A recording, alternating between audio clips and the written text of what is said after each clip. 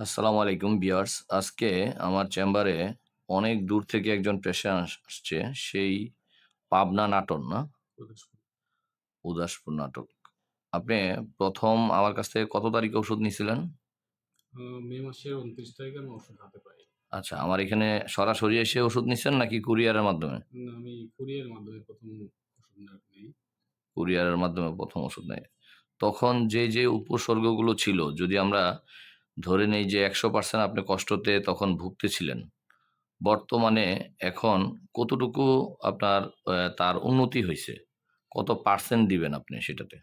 এখন পার্সেন্টেজ হিসাবে আমি মোটামুটি 60% আমি বলতে পারি ভালোর আরকি। দিকে। 60% আমি হয়তোবা তো ডেভেলপ হয়েছে। কি সমস্যা ছিল আপনার? বলেন তো একটু। কত বছর আগে ব্যথা পাইছিলেন এবং কি সমস্যা ছিল? একটু আপনার নিজের মুখে বলেন, আমরা একটু শুনি। ব্যথাটা পেয়েছিলাম আ আ আনুমানিক ২০ থেকে ২২ বছর আগে।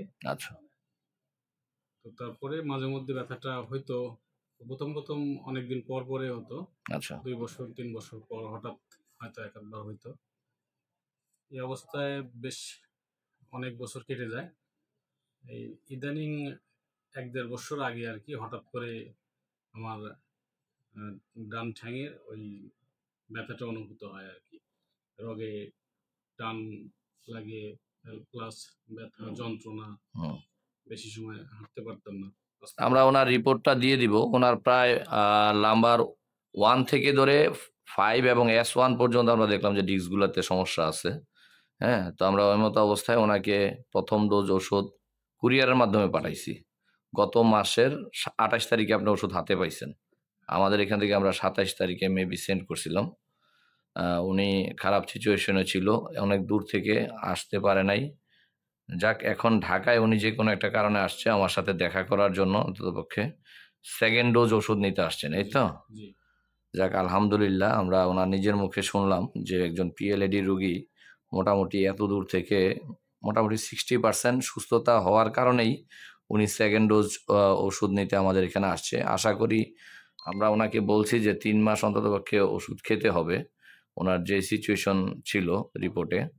তো সেই জায়গা থেকে ১ মাস খেয়েই আল্লাহর রহমতে 60% ভালোর দিকে আছে।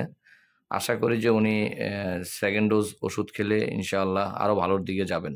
এটা আপনার নিজের মনে একটা আত্মবিশ্বাস আছে তো নাকি? ইনশাআল্লাহ এজন্যই তো আসছি। যাক, আত্মবিশ্বাস না থাকলে তো আসতাম না। আর আমাদের পেশেন্টদের পক্ষে আপনি কি বলবেন? যারা ব্যথায় কষ্ট করতেছে? আমি তাদের উদ্দেশ্যে একটা কথাই বলব। যদি আমার মতো কারো সমস্যা থেকে থাকে জি।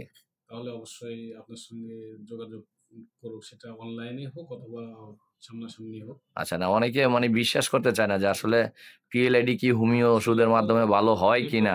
আমরা তো আসলে অনেক জায়গায় ভুক্তভোগী। আর যার কারণেই মানে ১ম এই সবাইকে বিশ্বাস বিশ্বাস আমিও ১ম করাটা। এ করতে পারিনি।